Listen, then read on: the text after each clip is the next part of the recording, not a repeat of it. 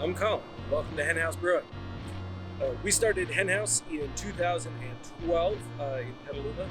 At the time, we were a nano brewery. That means we were making 2 barrels of beer a week, which, if you're keeping track, is not enough beer.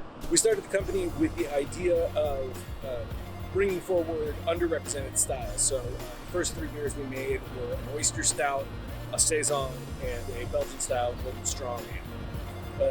It's really important to us to kind of expand the palette of what people are drinking, and those are beers that we continue to make over the years, though now we make a lot more hop forward stuff, a lot more lagers as well.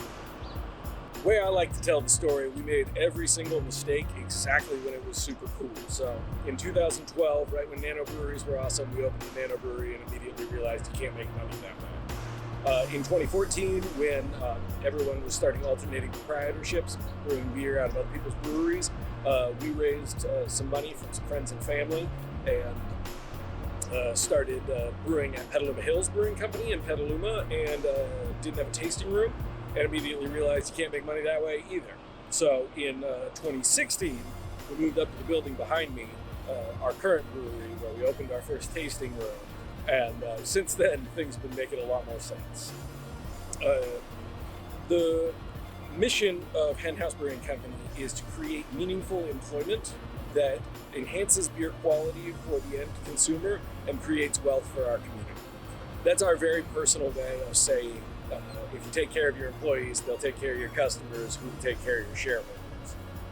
It's specific to us in that meaningful employment is not just good wages and good benefits. For us, meaningful employment is people feeling like the 8 hours a day they spend at work is contributing to something larger than themselves, that it's contributing to the mission. So we really, really take that seriously. The second part of the mission is to enhance beer quality for the end consumer. That's very, very specific to us because we know it's crazy important that the beer tastes amazing when it gets put into the can, but it's even more important that the beer tastes crazy good when someone drinks it. So we refer to that as the second half of beer quality. We store all our beer cold. We deliver in cold trucks into other people's cold boxes. We maintain 100% cold chain.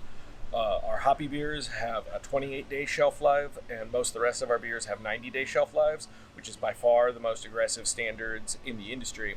And all of that is about making sure that when people drink our beer out in the world, it tastes just as brewery fresh and pristine as it would here at the brewery. And I'm super, super grateful to our logistics team, all of our warehouse guys, all of the delivery drivers for the work that they put into preserving freshness out in the world.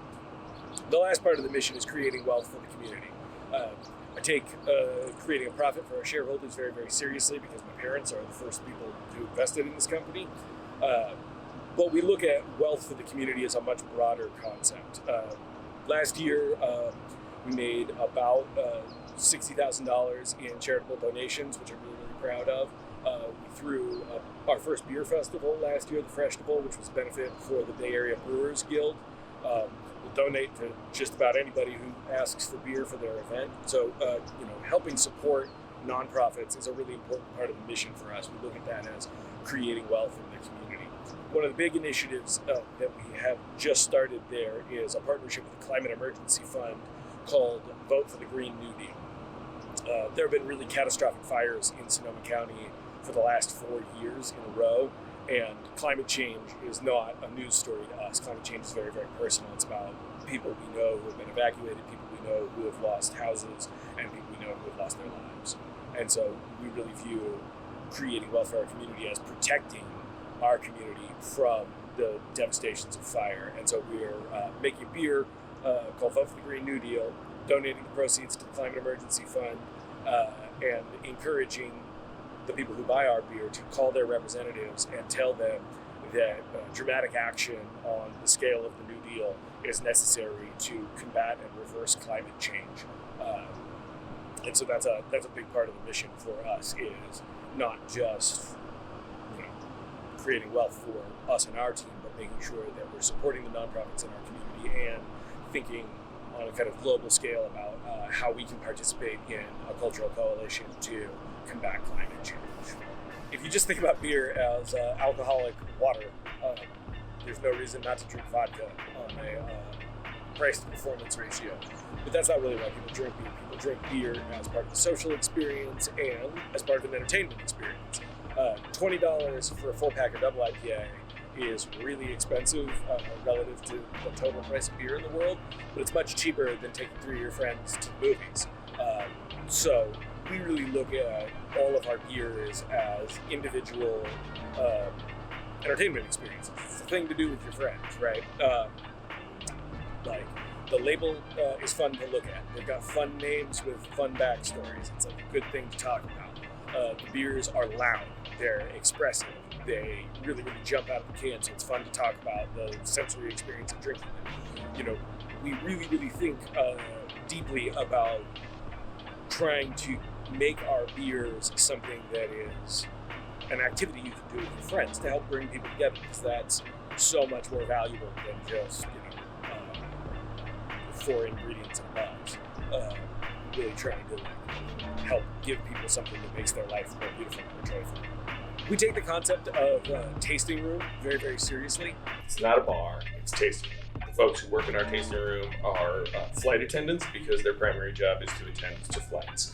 We really think of the tasting room as our primary way to help educate people about beer and meet them at the educational level they want to be at. So, all of our flight attendants are crazy knowledgeable and are always going to engage folks on, here's the interesting ingredients in this beer, here's the interesting process with this beer, here's some flavor notes. One of my favorite things about working here is the competitive tasting notes. Folks always just trying to come up with that really, really specific thing this beer tastes like that just sends you down, the memory hole. An Honest Day's Work, which is our red rye saison, which is my favorite beer that we make. Carly, our quality manager, said it tastes like plum jam on rye toast, and just immediately brain explode. This is one of the team's favorite tasting note ever. But you get lots of different tasting notes, and being able to share those with people is the really, really exciting part of working in a tasting room. The quality process here is obviously the most important part of making beer. We take quality really, really seriously, and I've always been proud of how oversized our lab and lab capabilities are compared to the overall size of the brewery. We're doing a lot for the size that we are, and I always want to keep it that way. Mike, our head brewer, and Carly, our quality manager, have really just done a ton of work in helping us not only make the most delicious beer, but do that in a scientific way, a data-driven way, and kind of a leading way. So we always try and lead with quality. 2020 has been a tough year with the pandemic and then fires, and now kind of the long-term economic impacts of the pandemic starting to show their head. It's been tough all around. We're really, really lucky to have a community that wants to support us through this. And we've been really, really fortunate to be successful enough this year to not have to have had to lay anyone off. And that's something I'm really, really proud of. And the pivot from, making a lot of draft beer to basically only making cans, to then maybe drafts coming back to maybe it's not, has been really, really tough. But, it's something that we're trying to move through in a way that is good for the beer, good for the team, and good for the community. It's required a lot of flexibility, but there are moments of getting to do fun things. One of the other silver linings in 2020 is that it really pushed us to start shipping beer and selling beer online. Now we're shipping beer to the entire state of California, and that was something that we had never done because we were really concerned about the quality parameters. It's really hard to maintain cold chain while you're shipping across the state.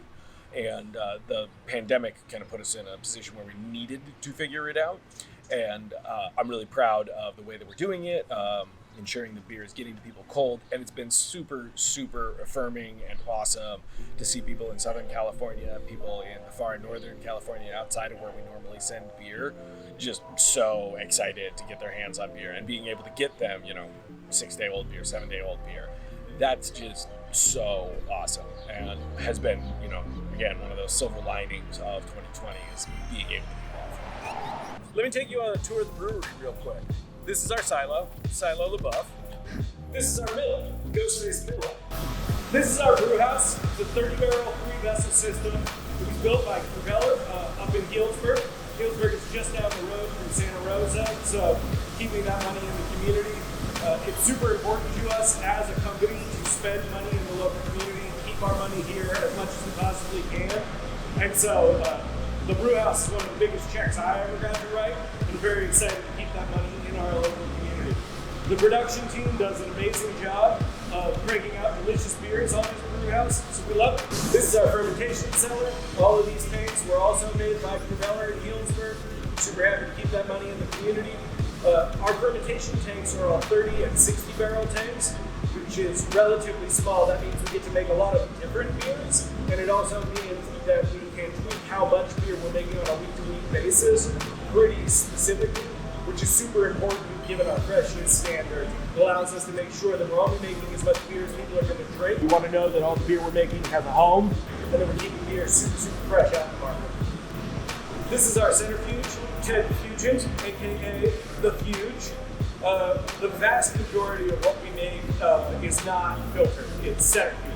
The centrifuge is a little bit kinder to the hop aromatics in particular, so we're big fans of centrifuge over filtration.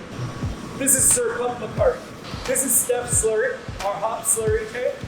What Steph Slurry allows us to do is we fill it up with hops, purge with CO2, then fill it up with beer and mix it up and pump that slurry back into the beer. What you're doing there is getting a lot more hops in the solution much faster. You need better contact time with them, so you're absorbing more essential oils, and you're not opening the tank up and allowing aroma to escape. This is our lab.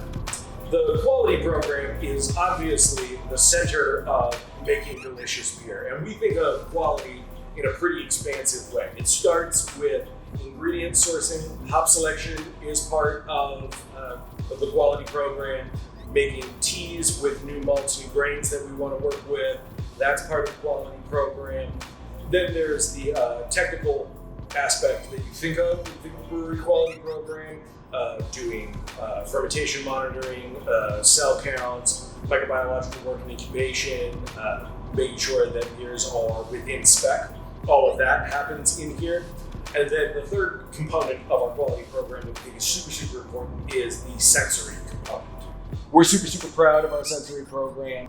Before any of our beers get released for sale, we do what we call a go, no go panel on it, where the quality team will taste the beer and determine if it's free of flaw, but also if it tastes like it's supposed to.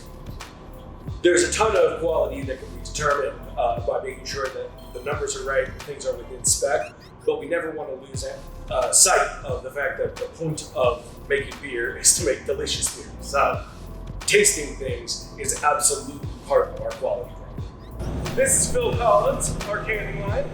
This is our palletizer, Deep Valley Shore. Don't mind if I do a little go, no go myself.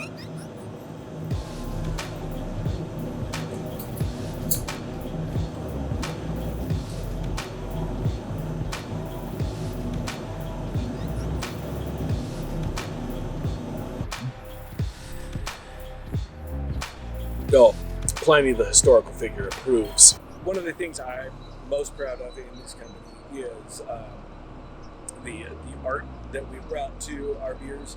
Josh, who's our graphic designer, is a genius, just unparalleled talent, and I'm incredibly grateful to have the opportunity to work with him. We really, really focus all of our beers not just on tasting delicious, smelling amazing, but looking amazing. One of the things we say is you always drink beers with your eyes first. So the beer can needs to look beautiful before the beer looks beautiful before you even drink it. We really, really focus on the hen. She's our mascot. She's had a million different careers. She's been a tractor operator. She's played basketball professionally. She's been to the moon. She's really just an incredibly talented and versatile chicken. And that hen was a wood carving that Josh did for us in 2011, because he's been working with us since the beginning, and he's really taken her and had her progress while staying consistent. You can see the top of her head on my shirt. We really love having the hen as our mascot because she is so versatile. She gets to do a lot of things, but she also doesn't have a lot of associations. It's not like the hyper masculine, super machismo, extreme danger mascot. It's something a little bit more restrained and feminine, and really kind of makes that label accessible to a lot more people than some beer labels are open to. We kind of divide beers into two categories. There are beers for drinking and beers for entertainment. And Josh is really, really good at conveying, whether this is just give me a beer, take a sip, that's delicious, how are your kids kind of beer, or if it's a holy shit, all I want to do is talk about this beer right now kind of beer. And Josh is really good at framing those beers with the label that's on the outside. It's really, really fun to watch. Well, I think that's everything there is to know about us. Really appreciate y'all joining us for this virtual brewery tour. Special thanks to Paul and the whole Cloudwater crew for having us. I really hope that you get to enjoy some of our beer soon. Cheers, y'all.